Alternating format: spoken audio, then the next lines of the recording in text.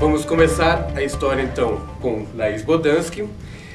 Depois do curta-metragem Cartão Vermelho, que é de 94, 15 anos de carreira, ela se consagrou com 2 longas-metragens, mas com uma atividade muito intensa com o cinema. O primeiro longa-metragem, a estreia em longa-metragem, ficcional, digamos assim, é o filme O Bicho de 7 Cabeças.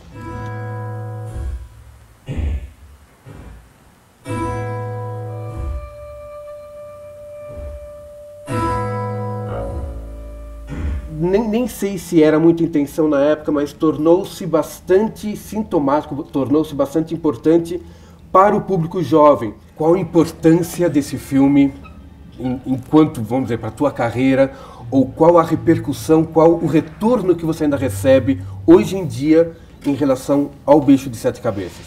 Que realmente é um filme que marcou, que foi reconhecido e que tocou muita gente, né? E houve uma diferença assim, de resposta entre público jovem e público mais maduro em relação a esse filme? O que você recebeu de retorno? Vamos dizer, diferença de idade, diferenças de gerações viram o filme de forma diferente? Eu acho que o que o filme provocou muitas vezes, eu escutei vários depoimentos, assim, da família tirar o filme em DVD e assistir todo mundo junto, pais e filhos. Ou seja, um filme que já veio com essa fama de ser interessante, de ser visto em família. Em família. Ok.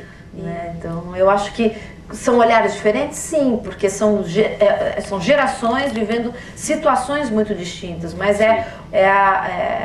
cada um, o objetivo, eu acho que talvez o que se emociona no filme, que é a tentativa do diálogo, do encontro, eu acho que isso é o mesmo olhar nas 2 gerações, mas eu percebi que emocionou principalmente jovens e pais desses jovens. Foi o público... Núcleos familiares.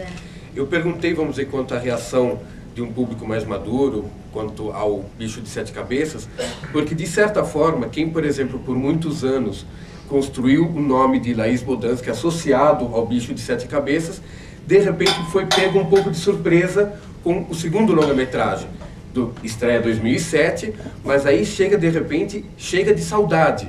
Chega de Saudade poderia ser, entre outras coisas, categorizado como um filme ideal para a melhor idade, ou para a terceira idade, ou para os maiores de idade, como também tem se falado. Porque fala de um baile da saudade, de um lugar onde as pessoas vão, solitários, casais, para dançar tradicionalmente. Qual foi a tua curiosidade em, de repente, nessa grande mudança de recorte dramático, de universo ficcional, de retratar os bailões de saudade, esse universo tão peculiar, porque esse recorte, esses personagens que você e o Luiz criaram para o Chega de Saudade? Eu tinha um desejo de contar uma história que o personagem central era um senhor que frequentava o salão de baile. Só que o Luiz e eu, a gente chegou à conclusão que era, antes do Bicho, esse projeto ainda não estava maduro o suficiente e era complexo demais. A gente não achou que a gente não estava pronto para contar essa história. Depois do Bicho, que a gente falou, bom, e agora que história a gente vai contar? A gente retomou esse projeto antigo, só que aí com um novo olhar, que eu acho que é um olhar mais maduro. Como é que é orquestrar tantos personagens, tantos, não vou dizer egos, mas tantos egos, tantas pessoas, tanta nessa dinâmica num filme que é fluido, num filme que é constante? Como é que é conduzir essa orquestra tão cheia de instrumentos?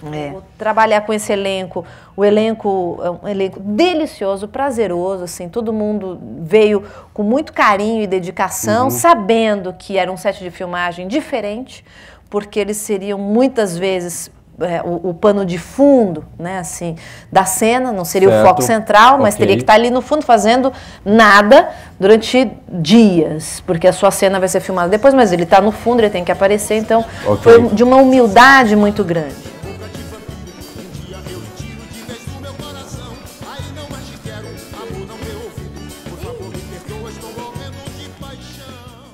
Ela tem uma atividade junto ao cinema, ela consegue, numa atividade que está se estendendo já há muitos anos, levar o cinema a quem não tem cinema.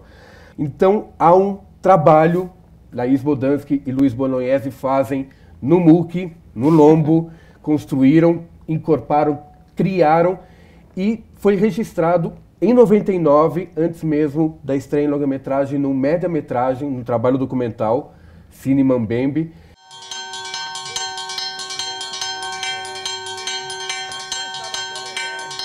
Há quantos anos vocês estão nessa atividade? Isso está sendo tocado? 13 anos. 13 com anos. Desse formato Mambembe. Foram 8 anos Mambembe. E agora a gente vai completar já mais 5 anos do Cinetela Brasil, que aí a gente conseguiu o patrocínio. Mas a filosofia é a mesma, isso que é bacana.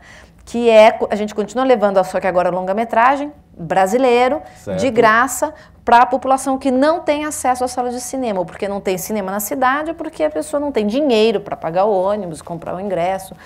Mas eu acho que o que para mim é um aprendizado de vida mesmo, é perceber primeiro a força que o cinema tem, né, como ele pode influenciar uma pessoa. Eu não consigo separar muito cinema de educação, por mais que ele seja só entretenimento, porque alguma reflexão você está provocando no público. Certo, claro. Foram muitas as cenas, claro, fortes, emocionantes, que a gente não estava, quando a gente decidiu montar o projeto, a gente não estava esperando aquilo exatamente, porque descobri ali, encontrei, conversei com tanta gente, vi como as pessoas pensam e se mobilizam e o que você oferece elas agarram e devoram e de forma tão original e devolvem, exatamente. Então, o título do documentário veio para colocar um pouco desse nosso sentimento. Cinema Descobre o Brasil. Ela, vamos dizer, terminou as filmagens, ainda faltam 1 ou 2 cenas para filmar, está no processo de pós-produção do seu terceiro longa-metragem de ficção, do seu terceiro longa-metragem, que tem o sugestivo título As Melhores Coisas do Mundo. Parece que também tem um certo trabalho meio chega de saudade, de várias histórias sendo colhidas para construir um roteiro. Como é que foi construído esse roteiro jovem de As Melhores Coisas do Mundo? Novamente, Luiz Bolognesi também, novamente a mesma parceria, mas como vocês reuniram as histórias que resultaram nesse filme? Para começar, a gente resolveu bater papo com os próprios adolescentes de várias escolas de São Paulo. E nessas escolas a gente então jogou a pergunta para eles: bom, que história a gente deve contar sobre vocês? Né? Então, a partir daí, muitas histórias vieram. E não só histórias, mas a gente começou a entender como eles são, o que eles pensam, o que está acontecendo, como eles se reconhecem, né? Não só a história, mas como eles se enxergam. Né?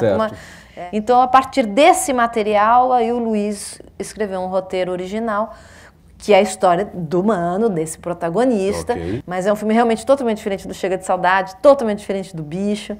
É uma nova aventura. Nesse filme, o elenco de apoio também, todos vieram das escolas de São Paulo, particulares de São Paulo. Então, há atores, personagens não profissionais? Não profissionais, não só como elenco de apoio, como elenco central também. Tá. Né? Então, é um filme que a gente pensou, que a gente conversou com os adolescentes, pensando em fazer um filme para os adolescentes, e fizemos com os próprios. Né? Ok.